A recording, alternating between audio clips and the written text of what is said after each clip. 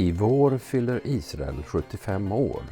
KKL-JNF har i över 120 år utvecklat det moderna landet Israel. Vi har utfört omfattande miljöarbete, träplantering, ökenbekämpning, vattenprojekt, infrastruktur för att kunna välkomna judar från hela världen. Arbetet fortsätter. Nu handlar det om att välkomna utsatta judar från bland annat Ukraina och Ryssland. Din gåva skapar förutsättningar för deras utbildning, försörjning och integration. Fira med oss att den 2000-åriga drömmen om Sion har infriats. Fira Israel 75 år genom en jubileumsgåva. Alla som ger 750 kronor eller mer får ett jubileumsdiplom och en pin med Raoul Wallenbergs diplomatväska. Betala via Swish eller bankgiro. Märk din betalning Israel 75 år.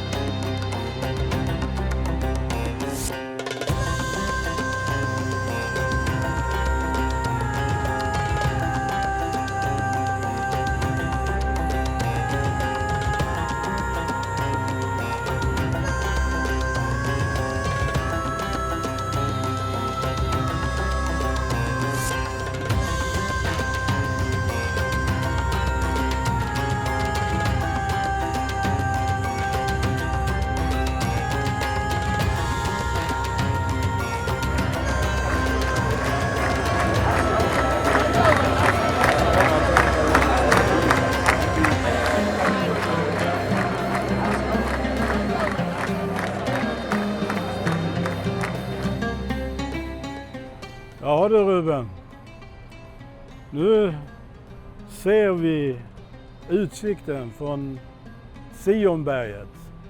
Precis.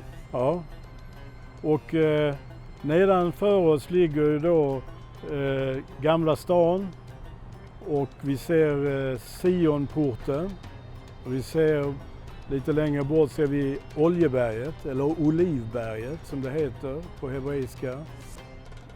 Ja, och Davids stad strax nedanför muren, stadsmuren. Messias ska komma tillbaka. Det är ju en central tanke i judendomen. Ja. Var kommer han komma tillbaka någonstans? Ja, han kommer ju då att vandra in genom en port som idag är igenmurad. Och den porten den ligger på östra sidan. Mot Oljeberget. Gyllene porten. Ja. Men visst är det vackert så här i kvällningen när vi har solen som lyser på gamla stan. Här längre bort på andra sidan dalgången så ser vi King David Hotel. King David Hotel var ju britternas högkvarter för det palestinska mandaten. Och spelade en stor betydelse därför att Nachman Shai och hans kumpaner, de lät ju spränga ena flygen på King David Hotel. De ringde innan och varnade, men ingen tog dem på allvar. Och de sprängde bort högra flygen, jag tror det var högra flygen av hotellet. Men det är återuppbyggt. Och idag kanske det mest kända hotellet i Israel. Det är det hotell där alla presidenter, alla som kommer på statsbesök bor där. Ska vi ta lite grann ändå om den politiska historien kring Jerusalem. För även om staden har varit helt ointressant av alla de här världsherravälden som har dominerat området i 2000 år då, så när det judiska folket kom tillbaka och fick en relation till landet och därmed också landet började blomstra och Jerusalem började blomstra så vart också alla andra intresserade av Jerusalem. Jag skulle inte uttrycka det som att de fick en relation till landet utan den relationen den har levt i 3000 år. Helt riktigt, men de fick en fysisk relation till landet på det sättet att de var här. Ja, Så du kan ju lära känna någon som bor i USA och vet väldigt mycket om, och du kan också ha, dina förfäder kan ha varit i USA och du har hört talas väldigt mycket om det. Men att gå omkring i landet, den relationen har de ju fått. Alltså, alla möjliga arméer har marscherat upp fram och tillbaka här längs kusten och intagit hamnstäderna Jaffa och Akko och så vidare, Haifa. Men rent strategiskt så har det här inte varit så viktigt för dem. Och därför så under väldigt många hundratals år så förlorade Jerusalem i betydelse och blev en mycket liten stad. Förutom för de judar som fortfarande och som envist höll sig kvar här. För då var det så att det som kallas för västra muren, Hakotel Hamaravi på hebreiska, det var det enda som fanns kvar av Salomos tempel. Och av det andra, både det första och andra templet. Så där har judar alltid stått och begråtit att man förlorade landet, man förlorade templet och man inte kunde fullgöra gudstjänsten som i fornstora dagar. Och det är faktiskt en bön som vi säger fortfarande i synagogan, att vi beklagar att templet inte finns där och att vi inte kan framföra våra offergåvor som i gamla tider. En general som faktiskt intog Jerusalem, det var ju Allenby, den brittiska generalen, 1917. Men då fanns de här sionistiska strömningarna runt om, inte minst i Europa. Och samma år som Allenby intog Jerusalem så kom ju Balfour-deklarationen. Precis. Brittiska utrikesministern säger då i ett brev att man ska skapa ett folkhem i det palestinska mandatet för judar. Det skulle bli ett judiskt folkhem. Så det var ett steg, vi pratade om sionistkongressen förra programmet. Det här var ju också ett viktigt steg 1917, Balfour-deklarationen. Som följdes upp sen av Sanremo-konferensen och också om NF, Nationernas förbund, föregångare till Förenta Nationerna, som slog fast samma sak. Delvis kan man säga, det fanns ju modifieringar. Att judarna hade en historisk anknytning till landet. Absolut. Och man gör ju massor av arkeologiska utgrävningar här och man hittar ju hela tiden bevis om denna starka anknytning mellan det judiska folket och Jerusalem och landet Israel. Det är så, i och med att arméerna har marscherat här, så om man gräver sig ner i jorden så liksom, det blir en historielektion. Ja, men det är precis det man gör. Man tar ett tvärsnitt och så ser man varje civilisation. Ja, den ena på den andra. Och man kan till och med se om det var krig, om just den platsen intogs i strid och att det förorsakade bränder och så vidare. Så att det är väldigt fascinerande. Och just nu så dammsuger de hela Judeen och Samarien.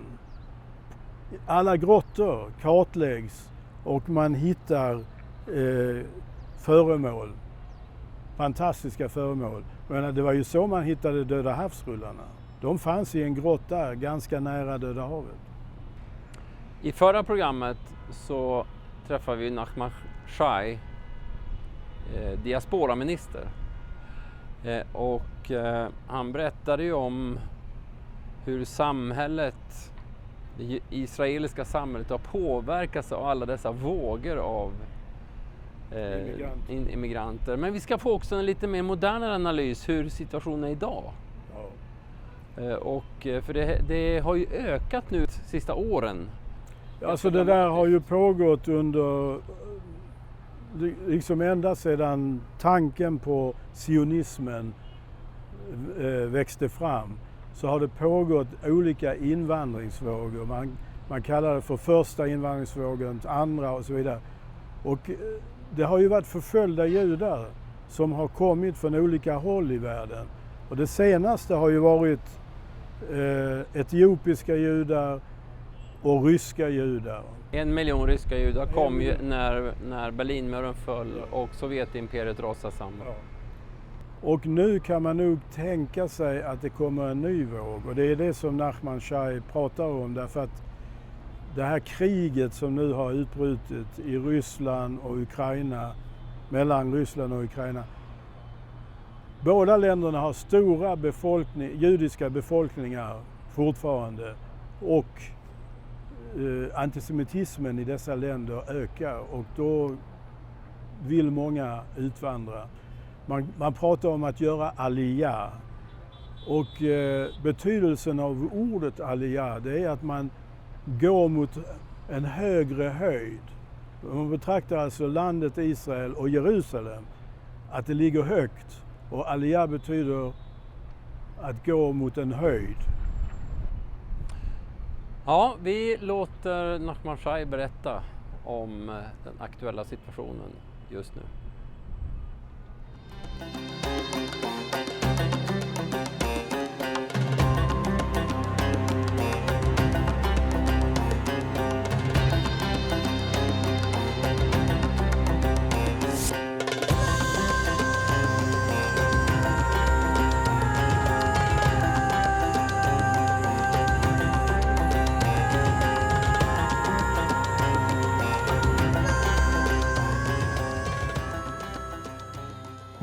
Can you say something about, the Jews in Ukraine?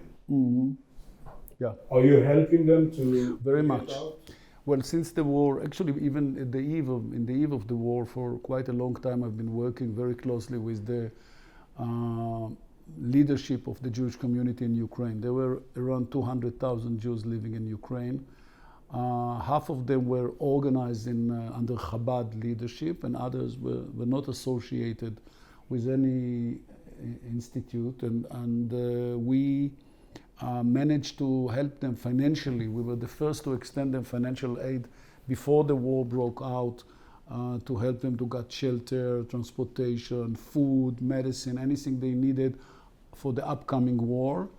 And since then I've been talking to them every few weeks, and now we are working on the second phase of helping the Jews in Ukraine, which their situation is getting even worse and worse as a result of the entire situation in Ukraine.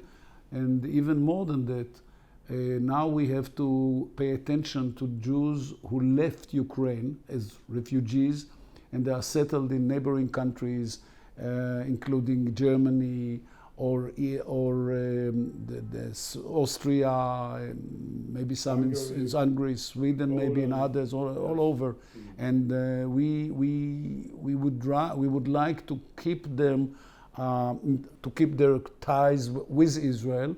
Well, maybe one day they will go back to Ukraine, but for the time being, we feel that we bear special responsibility for the life of Jews all over the world, and now specifically for those who were forced to leave Ukraine and settled around their homeland, their home country. We read in the papers that some of them have made aliyah. Yes. How many? Between 25,000 to 40,000 came to Israel as Olim Chadashim, as newcomers. But remember one thing, which is again very important: the males, the brothers, the fathers, sometimes the children were forced to stay behind. Yes. Those are half families, 1/3 of the family or 2/3 of the family. They miss their relatives very much. So they are, on the one hand, settled in Israel, but on the other hand, they are talking to their dear ones all the time, and they are maybe once in a while they even travel to Europe, or their family members coming. I don't know if it's possible to meet, or maybe to go back to Ukraine and then come to Israel, because it's going to be very long. No one knows how long this crisis or this war will continue. And meanwhile, they miss their families very much.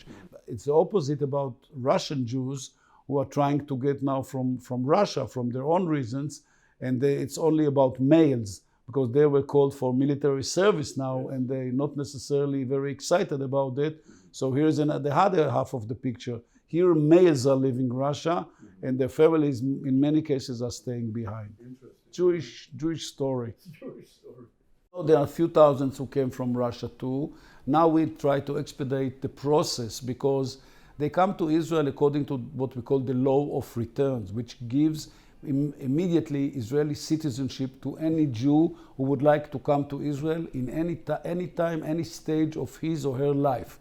That's called the law of return. It's a unique law, which is typical to the state of Israel, which is a Jewish state, the state of the Jewish people. So they could exercise, they did already exercise their right, they come to Israel, and many others. There are 600,000 Jews living in Russia now, and 200,000, much less now, in Ukraine. Each one of them is eligible anytime he or she would like to come to Israel, to get Israeli citizenship, Israeli ID, to get some assistance from the government, housing, learning the language, education, and settle in Israel. The story of Israel is the story of millions of Jews who came from all over the world and settled here in our home, in our ancient home. We read also about growing anti-Semitic tendencies, both in Russia and also in Ukraine. Can you comment? Historically, Ukraine was the anti-Semitism in Ukraine was very high. We all remember, and we will never forget, the history of Ukraine and the Jewish people.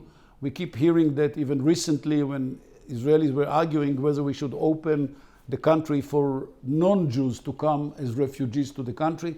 My opinion was that they are allowed to come and they deserve it, and we as a state of refugees. Don't forget the Jewish history. The Jewish history is also history of refugees wandering around the world, especially in Europe. So we have a special responsibility for refugees. I'm not saying that they will have to or can settle here for the entire rest of their life, but to give them temporarily shelter, food, warm water to take a shower, or to live here for some time until hopefully the war will stop or something will. Well, unfortunately, that doesn't look like it's going to end soon, but we have to be aware and to be sensitive and to show that we are human beings and let them come in too. So in addition to the Jews who came to Israel and became Israelis immediately, those are not being given Israeli citizenship, but should be given a place to stay, temporary place to stay, as I said, for a while. I know that you lived in the US for some time, and the biggest Jewish population outside of Israel is in the US. Yeah, around 6 million people. What do you think? We read very disturbing articles about growing anti-Semites in US. Yeah, it's true, and it's very worrying for us to watch the rise of anti-Semitism globally, and I would say especially in the United States. If you look at some surveys, some pieces of research that were made regarding anti-Semitism, you hear that high percentage of Jews are concerned. Students specifically in research that I've just seen express their concern about the rise of anti-Semitism in American university campuses. They're scared. They're literally scared. And they were exposed to anti-Semitism, something that hasn't happened to them in their earlier life. And it's coming, by the way, from right and left in America. The number of cases, mostly it's on online anti-Semitism, which is now very convenient, very easy, and you can hide beyond the fake names, so no one knows who is the source of that fake story or whatever you carry, the content you can produce any content. Sometimes, very rarely, the technological companies like Facebook or Twitter or Telegram or others wake up and take responsibility for the content. Usually they say, it's not our business. We are just providing the floor, providing the arena, and we have no involvement in that. And they should. We urge them all the time. Don't stop watching, reading, and cleaning the social media from those messages. But they are not very eager because they live out of it. That's their business, and so they leave it as is. Yes, there is a rise of anti-Semitism in the United States. Last week, the whole world talked about Iran drones. Iran. Drones. Friday, also Israel attacked Damascus and destroyed an Iran drone factory. Israel, I would not specifically relate to this someone, event, but someone from somewhere. In general, we are conducting a certain war, a kind of war, but it's not an all-out war against Iranian targets, mainly in Syria. We made it clear to them we don't want to let them get close to the border, and we don't want to let them equip the Hezbollah with accurate weapons, including rockets and missiles, which they try very hard.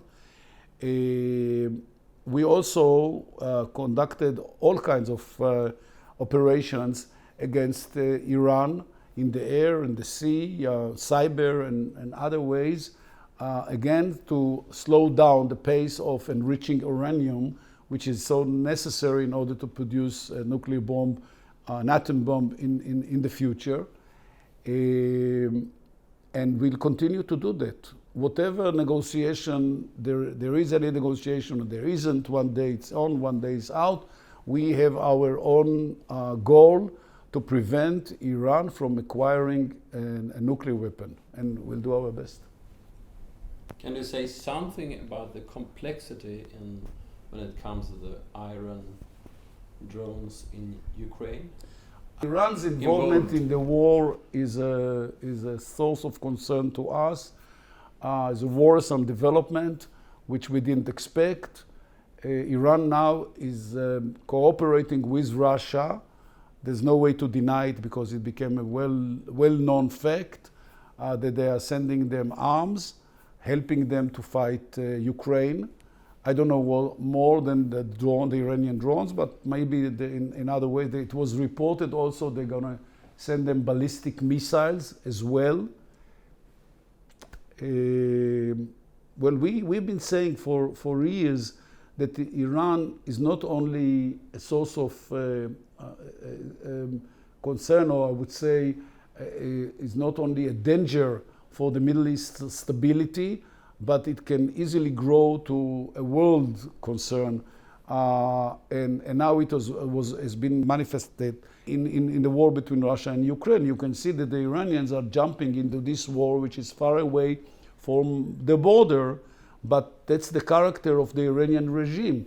They are just looking for opportunities where to use their military might, and currently it's with Russia against Ukraine. They've been cooperating also with the Russians in Syria, as we know. Both helped the Syrian government to bring down the rebels which were fighting against the Syrian government. So there's an history here between the two states. But we are very careful, as you know. Israel's policy vis-a-vis the war between Ukraine and Russia has been very, very careful. Can you comment about the plans to close down the Jewish agency in Russia? Yeah, we asked the Russians to let the Jewish agency continue its operation in Russia. We see no reason why they will have to leave the country. They were ordered by the government to leave Russia and depart from there after scores of years of working with the Jewish community there, in some cases helping them to make Aliyah, to come to Israel. The Russians were not happy about that, And now it's being discussed in a Moscow court, and be decided by the Russian court, by the Russian judge. But it has been postponed already a few times, and the Jewish Agency, I feel very bad about that, because we would like Jews to enjoy freedom to be free and to be able to decide where they would like to live and what kind of life they would like to live, and being able to live Jewish life is one of the, I would say, the goal, the raison d'etre of the state of Israel. But is Russia today stopping Jews from making Aliyah? I don't know about that. I know that there's a long line of Russian Jews who would like to come to Israel. The airplanes are full, but there's no enough number of flights between Russia and Israel. But there's a long line for months, waiting for the approval to come to Israel and make Aliyah. There's a lot of interest, so that we may end up with another thousands and thousands of Russian Jews that will end up in Israel. Let me remind you that around 30 years ago, in the early 90s, over 1 million Jews left Russia and made Aliyah, immigrated to Israel. It's a huge number. And it created a boom for Israel's economy. Absolutely. There are mainly people with high education, with university education. For example, there were 40,000 medical doctors who came to Israel at the time. 40,000. Only 20,000 of them finally exercised their profession, but in general there were 40,000 medical doctors.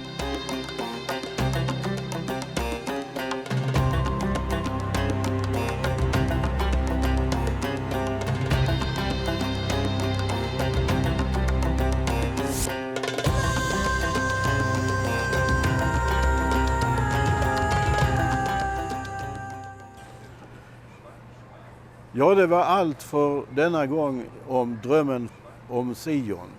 Och se oss nästa vecka igen, samma tid, samma kanal.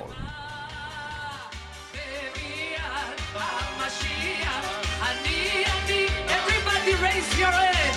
Mashiach, Mashiach, Mashiach. Mashiach, Mashiach, Mashiach. Ay, ay, ay, ay, ay, ay. Mashiach, Mashiach, Mashiach. Oy, oy, ay, ay, ay, ay. Mashiach, Mashiach, Mashiach. Ay, ay, ay, ay, ay, ay. Birushalayim, Birushalayim, Birushalayim, Birushalayim. Sing with us.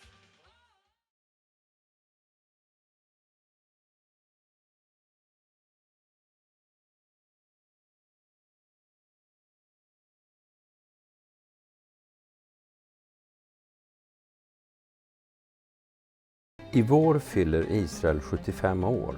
Vi vill fira detta genom att färdigställa Raoul Wallenberg Park utanför Jerusalem. Raoul Wallenberg var en svensk hjälte som på uppdrag av UD räddade tiotusentals judar under andra världskriget. Raoul Wallenberg is an angel. He saved us, come from heaven to save us and go back to I receive my life like I oppressed. Vår målsättning är att Sverige ska bli det Israelvänligaste landet i Europa. Parken är en viktig pusselbit i relationerna mellan Sverige och Israel. Fira med oss att den 2000-åriga drömmen om Sion har infriats. Fira Israel 75 år genom en jubileumsgåva. Alla som ger 750 kronor eller mer får ett jubileumsdiplom och en pin med Raoul Wallenbergs diplomatväska. Betala via Swish eller bankgiro. Märk din betalning Israel 75 år.